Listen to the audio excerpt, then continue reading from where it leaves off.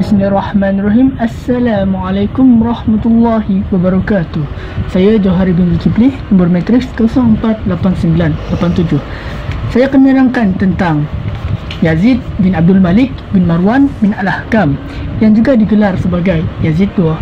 Beliau dilahirkan pada tahun 65 Hijrah bersamaan dengan 687 Masihi dan seterusnya menjadi khalifah yang ke-9 untuk Bani Umayyah pada tahun 101 sehingga 105 Hijrah bersamaan dengan 720 hingga 724 Masihi ketika beliau berumur 36 tahun. Yazid merupakan satu-satunya khalifah yang berasal dari Bani Umayyah dari pihak ayah dan ibu, di mana dari jalur keturunan ayahnya dia termasuk dalam aliran keturunan cabang Marwani. Dari segi pelantikannya sebagai khalifah pula ditentukan oleh Khalifah Sulaiman bin Abdul Malik dan secara rasminya menjadi khalifah setelah wafatnya Umar bin Abdul Aziz. Seterusnya kita pergi kepada pribadi Yazid bin Abdul Malik. Kehidupan khalifah yang melampaui batas merupakan punca jatuhnya kerajaan Bani Umayyah. Beberapa khalifah Umayyah yang pernah berkuasa diketahui mempunyai kehidupan mewah dan berlebih-lebihan. Hal ini menimbulkan rasa antipati rakyat kepada mereka, seperti kehidupan dalam istana Byzantium. Agaknya mempengaruhi gaya hidup mereka, yaitu Yazid bin Muawiyah, yaitu Yazid pertama misalnya dikabarkan suka berhuru-hara dan memukul gendang. Hal ini sekaligus menjadikan Yazid bin Abdul Malik juga seperti Yazid pertama.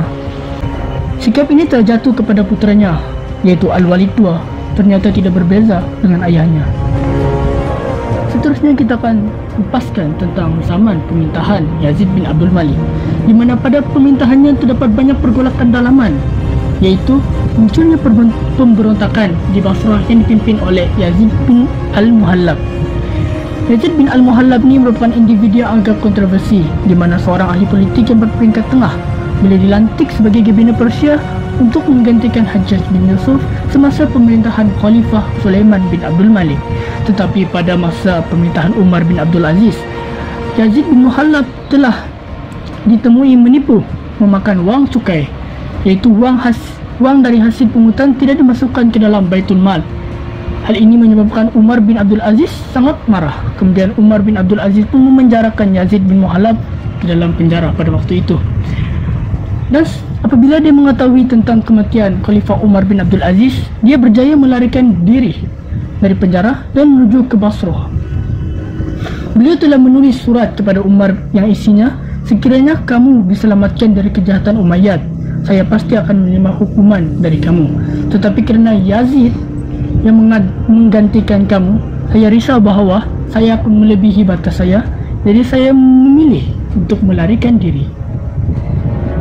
Dan antara perkara yang Yazid bin Muhallab telah lakukan ialah dengan menawan Al-Ahwaz dengan tenteranya yang dikumpul di Basrah. Penentangan yang dilakukan oleh Yazid bin Muhallab telah diketahui oleh Khalifah Yazid bin Abdul Malik.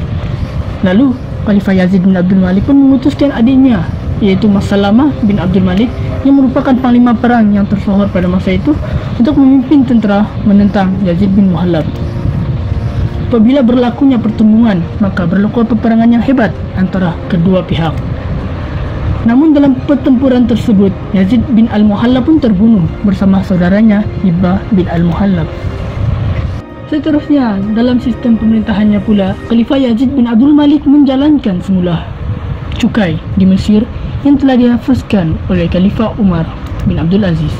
Hal ini supaya masalah kewangan negara dapat diatasi. Namun, dengan disebabkan sifat pribadinya yang suka berfoya-foya, maka wang cukai tersebut pun habis digunakan. Ini menyebabkan sesetengah rakyat amat membencinya.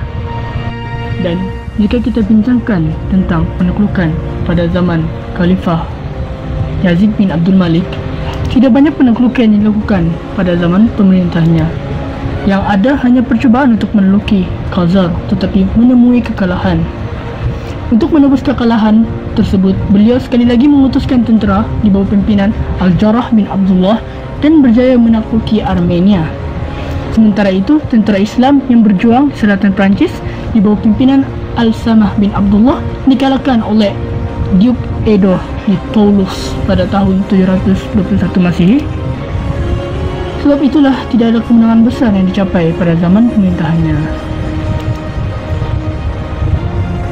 Terdapat banyak lagi pergolakan dalaman dan luaran yang berlaku pada pemerintahan Yazid bin Abdul Malik, tetapi tidak sempat untuk kita kongsikan dalam perkongsian ini. Seterusnya kita pergi kepada kewafatan Yazid bin Abdul Malik. Terdapat kisah di sebalik kewafatan Yazid bin Abdul Malik, di mana Yazid bin Abdul Malik telah jatuh cinta kepada seorang perempuan yang bernama Hababah. Ketika perempuan tersebut telah meninggal dunia, ia begitu berduka cita dan langsung jatuh sakit. Setelah 7 hari mengurungkan diri, beliau akhirnya meninggal dunia pada tahun 105 Hijrah di usia 38 tahun.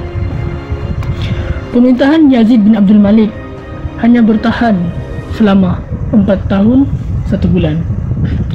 Sebagaimana yang tertulis dalam wasiat Umar bin Abdul Aziz kepadanya bahawa Yazid Abdul Malik tidak akan lama lagi di dunia setelah ketiadaan Umar bin Abdul Aziz, dan ia akan dipertanggungjawabkan semua perbuatannya kelak di hadapan Allah Subhanahu wa taala.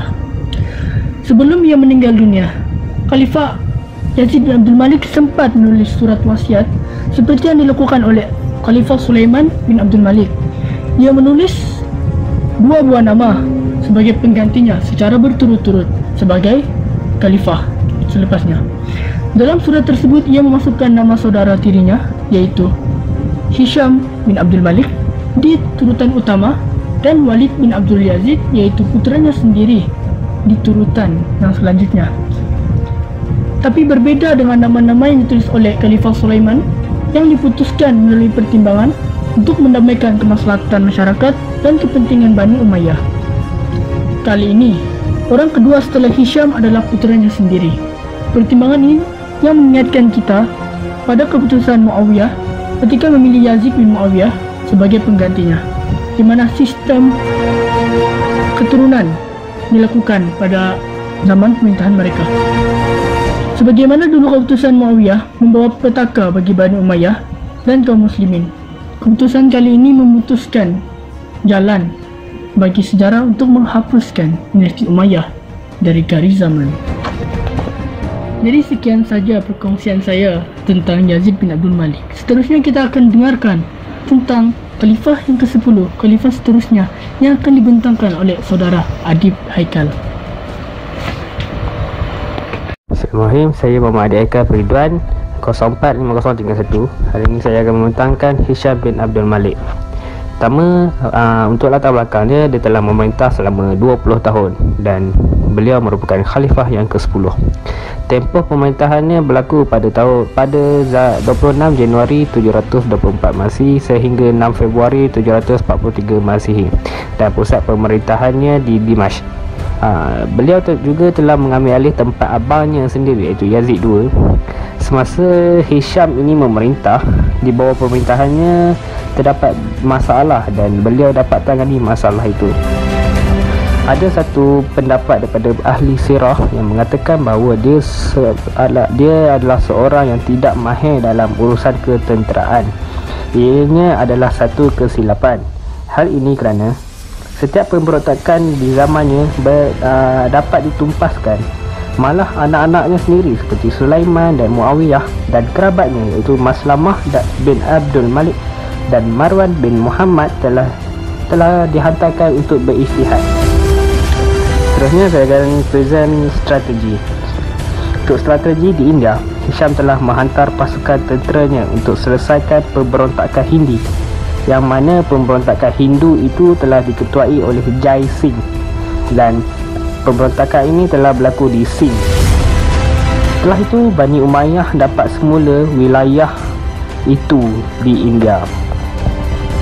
Seterusnya untuk di Sepanyol, Hisham juga telah menamatkan Pakatan Dalam Negeri, yang mana pakatan ini telah berlangsung selama bertahun-tahun. Setelah itu Hisham telah menghantar pasukan tentera yang besar di Perancis. At the time, Islam berjaya tapi dapat dikalahkan dalam pertempuran Tours, iaitu Balad Ash-Shuhada, yang telah diketuai oleh Charles Martel. Dan untuk di negara Afrika Utara pula, pemberontakan besar telah berlaku pemberontakan besar dari kaum Barbar dapat dikalahkan, dan askar-askar Barbar ini yang berjumlah dia ratusan ribu. Kemenangan ini telah mengakhiri pemberontakan di Afrika Utara. Selain itu, beliau juga telah menghadapi pemberontakan dari Zaid bin Ali, cucu Hussein bin Ali, dan pasukan Zaid itu dapat dikalahkan oleh Hisham bin Abdul Malik. Untuk di Andalusia pula, Hisham melantik Panglima Ambasa bin Shuhain sebagai gubernur yang untuk ganti Sammah bin Malik Al-Khawlani. Maknanya Sammah bin Malik Al-Khawlani ni gubernur, lepas tu dia telah gugur. Jadi Hisham ni telah melantik Panglima Ambasa untuk menggantikannya. Setelah itu, Panglima Ambasa and the gang, yang mana geng-geng tenteranya yang besar telah menyeberangi pegunungan Pyrenees dan menakluk wilayah Narbonne di selatan Perancis, dan beliau maju ke Marseille dari Avignon serta Lyon dan Burgundy. Kemenangan ini dia telah naikkan semangat lagi geng-geng Ambasa ni, dan mereka terus mara ke utara dan menakluk beberapa daerah sampai ke tebing Sens di pinggir sungai Sins, yang jaraknya sekitar 100 batu dari Paris. Time tu Paris tu bukan ibu negeri untuk Perancis lagi, tapi time tu pada wilayah Switzerland. Untuk seterusnya saya akan menerangkan jasa-jasa yang telah beliau sumbangkan. Pertama, beliau telah berjaya menakluk daerah Kaisaria, Armenia dan yang lain-lain, yang mana yang lain-lain itu telah berada di bawah kekuasaan kerajaan Rom dan Turki. Seterusnya, beliau telah mengisytiharkan wilayah Andalusia itu sebagai negara yang berdiri dengan sendirinya pada tahun 138 Hijrah atau 756 Masihi, dan beliau juga telah berjaya menakluk Sepanyol. Sebenarnya beliau telah berjaya mengembalikan tafsiran syariah, yang bagaimana fahaman ini telah dipakai pada zaman Khalifah Umar bin Abdul Aziz. So dia telah mengembalikan balik pemahaman ini pada zaman dia. So itu adalah satu sumbangan yang besar untuk dia. Sekian, saya rasa sampai jumpa lagi. Terima kasih.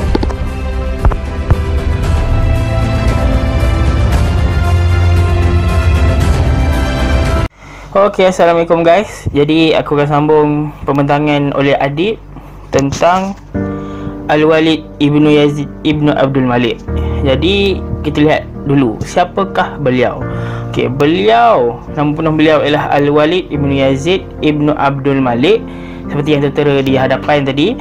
Dan juga beliau menjadi khalifah selama setahun saja, iaitu tahun 125 hingga 126 Hijrah ataupun 743 hingga 744 tahun Masehi. Jadi beliau ni digelar sebagai Al-Walid II. Sebab apa? Untuk membezakan antara beliau dengan Khalifah Al-Walid Ibn Abdul Malik. Okey, itulah sebabnya.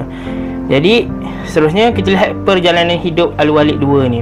Jadi Al-Walid ni terbahagi kepada dua kehidupan dia dulu. Pertama kita lihat sebelum menjadi khalifah dan juga semasa beliau menjadi khalifah.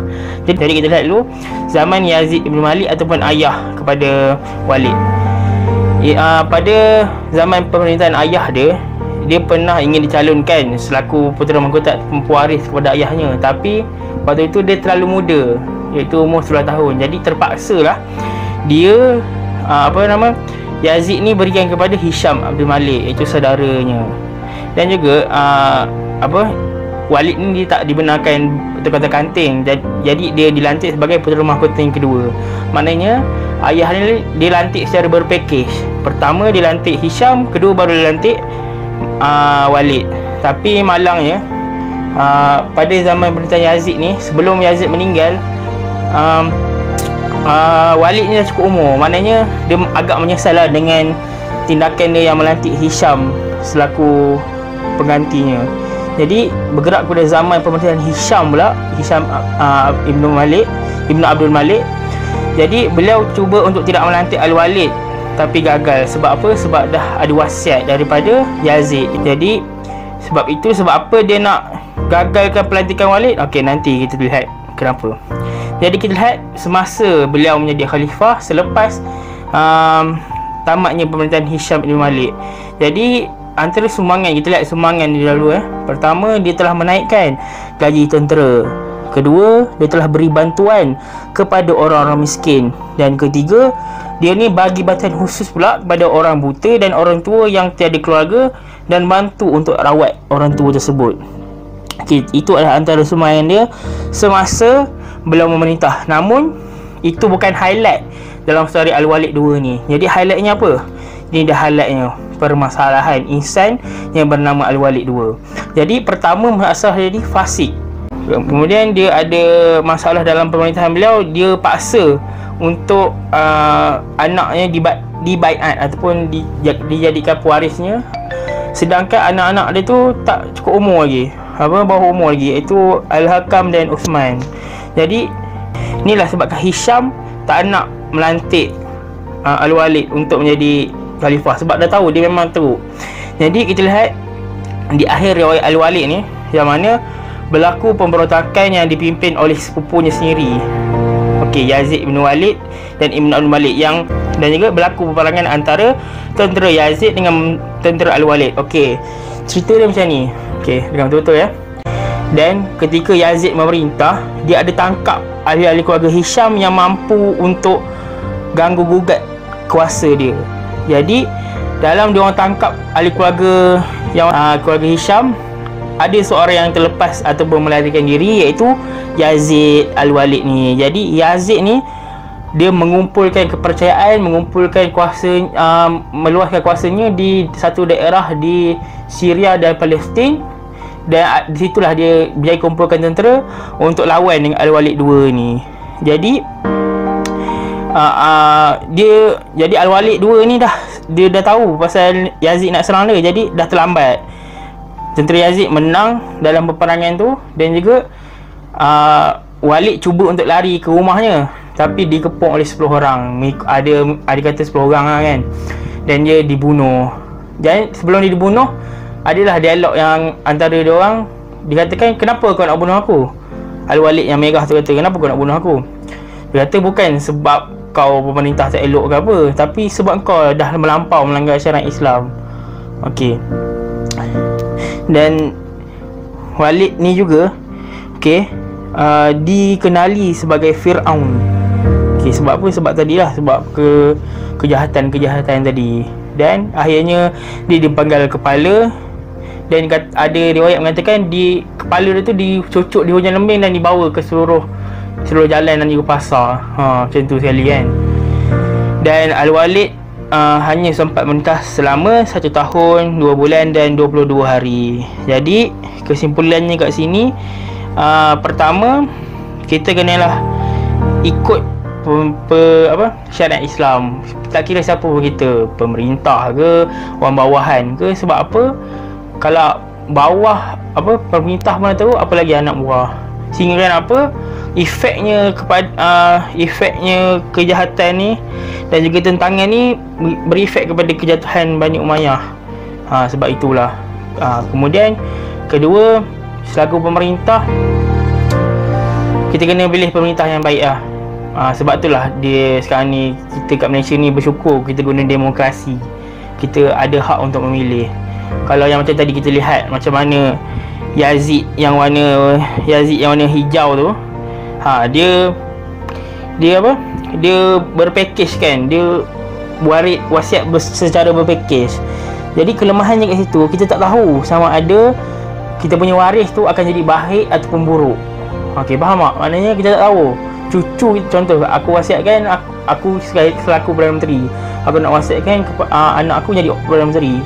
Kita tak tahu. Kalau pemimpin tu baik, baiklah. Kalau jahat, jahatlah dia. Jadi itulah antara yang boleh saya dapat simpulkan. Jadi sekian, wabillahi taufiq wal hidayah. Wassalamualaikum. Stay at home dan jaga diri. Assalamualaikum.